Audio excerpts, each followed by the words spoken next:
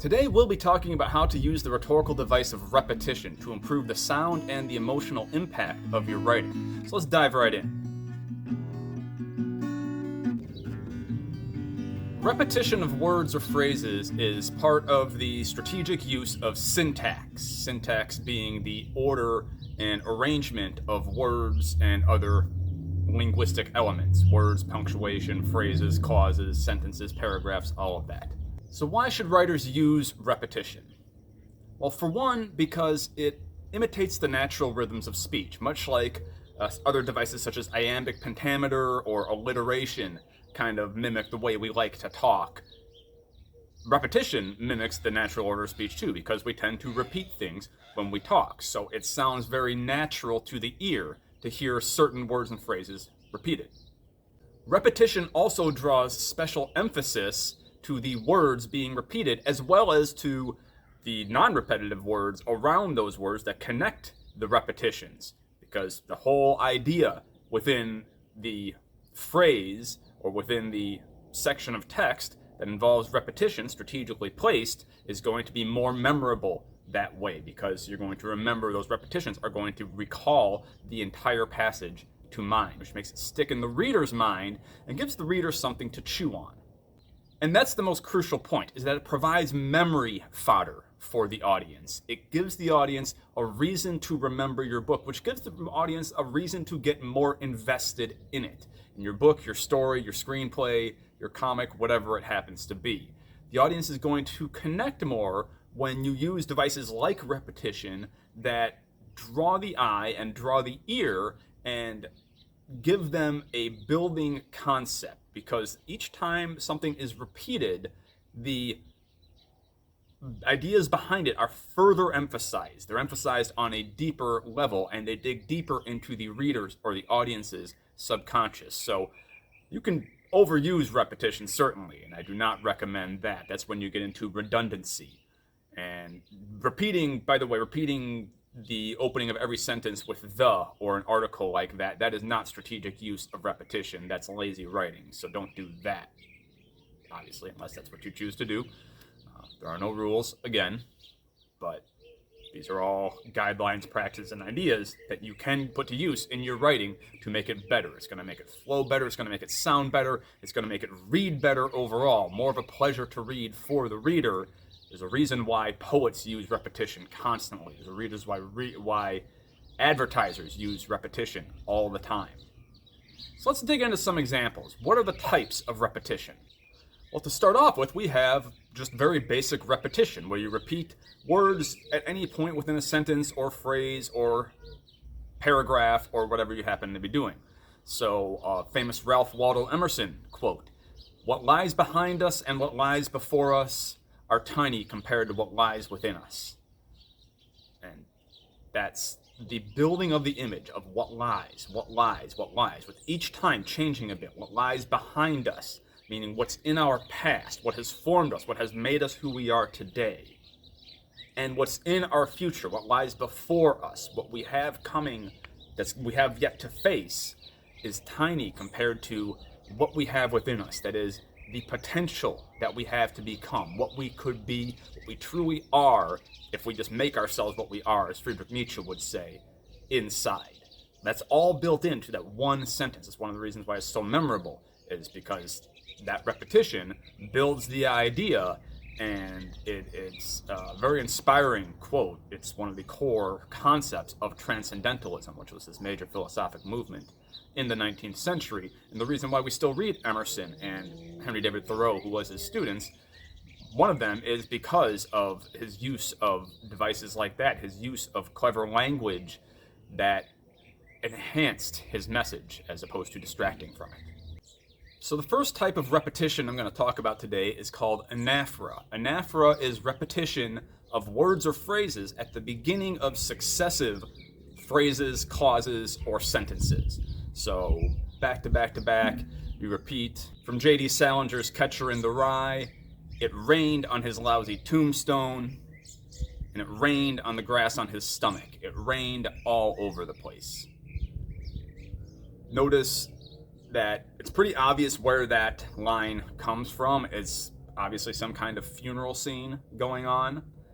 Rained on his tombstone, rained on his stomach, it rained all over the place.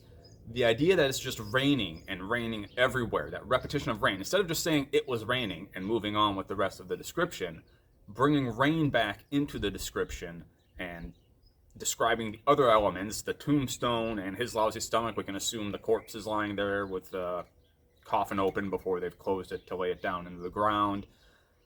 It really adds to the mood that is being created, this very somber, depressing mood. And the narrator is the first-person narrator, Holden Caulfield, is obviously feeling very depressed, as he is through most of the novel. And he expresses that very clearly through using the device, the symbolism of the rain. And the repetition adds to that symbolism. Now we've got poetry from Allen Ginsberg. Malak, whose eyes are 1,000 blind windows. Malak, whose skyscrapers stand in the long streets like endless Jehovahs. Malak, whose factories dream and croak in the fog. Malak, whose smokestacks and antennae crown the cities. That's from Howl by Allen Ginsberg. A few of the lines that don't involve cussing or graphic sexual imagery. Anyway, that builds a picture of Malak. Malak is a reference, that is an allusion, and we've talked about the rhetorical devices of allusion, you've heard of those, alluding to another work. He's alluding to the mythological creature, the Canaanite god of Malak, who demanded human sacrifice, particularly the sacrifice of babies, according to Hebrew scriptural tradition. There are other archaeological finds on Malak and where it comes from, and some say it just means sacrifice, but he is talking about essentially Malak and the city are the same. The city is this god that demands sacrifice, and that repeat of Malak, and along with the description of the city and descriptions that are kind of dirty, kind of scungy, not a very happy city. It sounds like a scary place, and bringing that he's Malak, the god who demands sacrifice, is the name of this city. It really is a kind of a harsh critique on modern urban society. I'm not sure exactly that's Ginsberg's point, but that's what I get out of reading that passage. And then we can even bring this to songs. Every breath you take, every move you make, every bond you break, every step you take, I'll be watching you. Sounds a little bit creepy. I don't know if that was Sting's intention, but who knows. But still a good song, and very memorable, because if you heard that song, you were probably singing it in your head right now. You're welcome. That earworm's going to be with you for a while. Because it's a really good song, and that every breath, every step, all of that repetition of every helps the chorus to sink into your mind. Why do you think choruses exist in the first place? Why do songs have choruses? Because repetition is powerful. It adds to the memorability and adds to the impact of your work. Obviously, you don't have choruses when you write prose usually, but you can still use choral elements. You can still use the power of repetition to your advantage. Also, in addition to the anaphora of every in that Police song, look at the repetition of you. It really reinforces the idea that you, whoever you is, are always on the speaker's mind. Now, you can take that in a good way or a bad way, but that is the message that is being delivered there. By the way, if you're enjoying this video so far, please hit like and subscribe. I really could use the help to grow my channel, guys, to get more impact, to reach more writers out there. Anyone who needs help improving their writing skills, whether it's just general writing skills like this, or whether it's more specific creative fiction writing, screenwriting, storytelling skills. I've got qualifications to help you guys in all of that. I've got a lot of lessons planned. So if you are enjoying this content, please like the video and subscribe to the channel. I appreciate that. Let's get back to the content. So the next device I'm going to talk about is called epistrophe. Sounds a little weird, but epistrophe is the repetition of words or phrases at the end of successive phrases, clauses, or sentences. So it's pretty much just the reverse of anaphora. Anaphora repeats at the beginning, and I think of anaphora, A for beginning, epistrophe, E for end. You don't really have to remember the words. You just have to remember what they are. You have to remember how this is used. You use this repetition when you want to draw attention to something. So, repeating things at the end. Some examples. From John Steinbeck's The Grapes of Wrath. Wherever they's a fight so hungry people can eat, I'll be there. Wherever they's a cop beating up a guy, I'll be there. And where our folk eat stuff they raise and live in houses they build, why, I'll be there. Again, that's Steinbeck's Grapes of Wrath. And the idea that this person will be there, it really emphasizes his single-minded dedication to his cause. He is not going to be stopped from doing what he sees is right. One of my favorite 19th century poets, Walt Whitman. When I was a child, I spoke as a child, I understood as a child, I thought as a child. That's from Walt Whitman's Song of Myself, and he is obviously trying to draw a distinction, or foreshadowing a distinction between the way he saw things as a child. Everything is as a child, as a child, as a child. We often think of ourselves as children as if we were little versions of ourselves, little adults.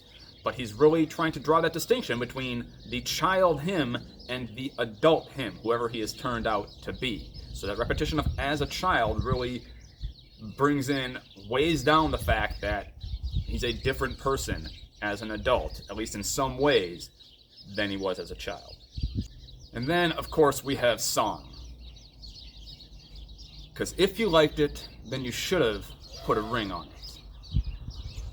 If you liked it, then you should have put a ring on it. Don't be mad when you see that he won it. If you liked it, then you should have put a ring on it. That, of course, is Beyonce Knowles' Single Ladies. And if you don't have that song in your head right now, you've been living under a rock for a long, long time. So, you're welcome for that one too.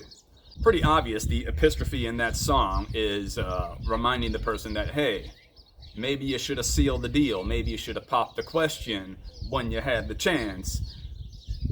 You missed your shot. She's a single lady now back out on the floor with all the other single ladies. So, pretty clear, pretty obvious reinforcement. But again, why do songs have choruses? That exact reason. And then we have Aragorn from Lord of the Rings, The Return of the King. A day may come when the courage of men fails, when we forsake our friends and break all bonds of fellowship, but it is not this day. An hour of woes and shattered shields, when the age of men comes crashing down, but it is not this day. This day we fight. If you're not inspired to go battle some orcs right now, then you probably haven't seen Lord of the Rings or read the books. It's one of the great quotes of that entire series, and that repetition of "it is not this day" really establishes Aragorn as a leader who is absolutely certain in his cause. He knows not only that he is going to fight, he knows that the men that he is inspiring are not going to give up until they're all bleeding to death on the fields or they've won the day somehow. Even though it's a hopeless battle, he knows that they are not going to give up. They are not going to turn tail and run no matter what the stakes are. And his certainty infects the entire army at his command. That's what makes him a king, a true leader, is they share the power of his words, the power of his conviction through his words. And that repetition just helps reinforce the idea. So once again, you don't want to overuse repetition. You don't want to use it randomly either. You want to be very specific and selective in choosing this. Otherwise, it's going to detract from rather than amplify your words.